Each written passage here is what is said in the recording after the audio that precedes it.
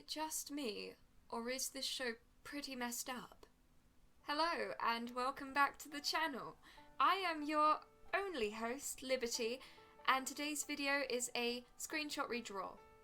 Just in case you didn't know, a screenshot redraw is basically there in the name, taking a screen cap from an animated show and redrawing it into your style. And the anime I chose for this exercise was, you guessed it, since it should be there in the title, Devilman Crybaby. Quick warning, before we jump into it, please note that this is an 18+ show. This video itself is all ages friendly, but I just wanted to add that in here in case any of y'all get curious and want to check it out.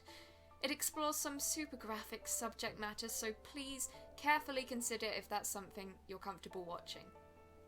Devilman Crybaby is a show that made me more of a crybaby than I already am. It is probably one of the most harrowing shows I have ever seen, but hold up, wait a minute.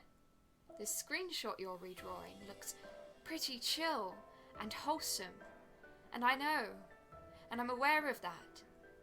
But what you might not be aware of is everything that went down before this scene came up.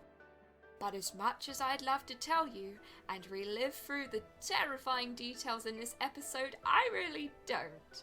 I'm also not going to spoil it for you, so if you're bold enough, go check out the show and you'll find the context that I'm on about. Aside from how sad this scene makes me, it's also a very pretty image, I think we can all agree. Sunsets always make a scene even better, and this is no exception. There's a sort of bittersweet feeling you get when watching this scene and hearing that song in particular play, and I felt the need to redraw it. My drawing process is pretty straightforward, maybe a bit time consuming, but I start out with 3 sketch layers. The first one I try to make as loose as possible. Instead of focusing on proportions and structure just yet, I just want to use my first sketch to make the illustration feel energized and alive. I try to start with this in every drawing, and it was a particularly useful technique here since the characters are moving on a motorbike. Obviously, it's a still image and not an animation like in the original, so I had to make the extra effort to use soft, undefined lines to try and capture that same motion. I think looser, sketchier lines work well here to create a lively image, where I can work out anatomical structure on top of that in my second sketch. Then I use both sketches combined to create a final sketch layer that is both structured and energized. Then the line art is a pretty straightforward process of tracing the previous sketch with a thinner brush, and in my case realizing that the motorbike proportions are really off, so working for another half hour fixing it even if that was what the sketch layer was supposed to be for. In all fairness, I did not try for the motorbike and it's what I deserve. This was my first time drawing one, and as you may have seen, I did very little to help myself here. What I would actually advise when drawing something new, and if you are able to, do some studies first. Gather multiple references from multiple angles and do some sketches. Break the thing down into basic shapes to get an idea of how it's structured. This knowledge will help immensely when it comes to the final illustration. The next step is to colour this thing in which I colour picked from the original image and blotted some colours down. It doesn't matter to me what the specific colours are just yet, I just want to get the lines filled in. When I'm done doing that, then I take a paint bucket tool and start playing around with the colour scheme. But I took this part out of the speed paint since it's super flashy and headache inducing to watch. Trust me, you don't want to watch a minute worth of me picking between 2 different tints of blue, it's really not that interesting. The rest of the process is pretty straightforward from here. I add in some finishing touches, some blush on the cheeks, some highlights in the eyes, and a very lazy rim light around the characters to give a sense of depth to the final illustration. Art techniques aside, I want to talk briefly about the show and what it meant for me, because I did think it was pretty powerful with its storytelling, which is why I'm making fan art in the first place.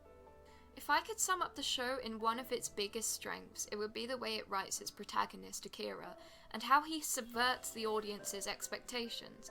Akira Fudo is an average high schooler, an average person with a balance of weaknesses and strengths.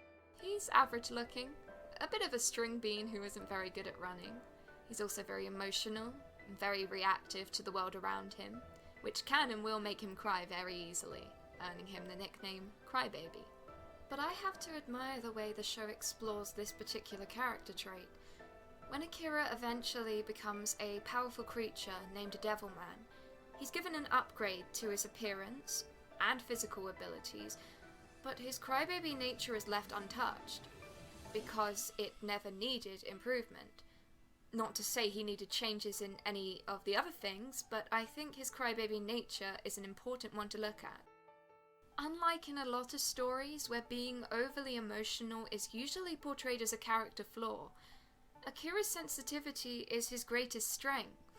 His compassion for other people is what fuels him to fight for humanity in the very first place, and I think there's something beautiful about a character like Akira, so in touch with people emotionally, that he will cry for them. And for people who can relate to being like that, I think it's especially important that it's portrayed in such an empowering way. To say that, let compassion be your superpower. Yeah. Oh.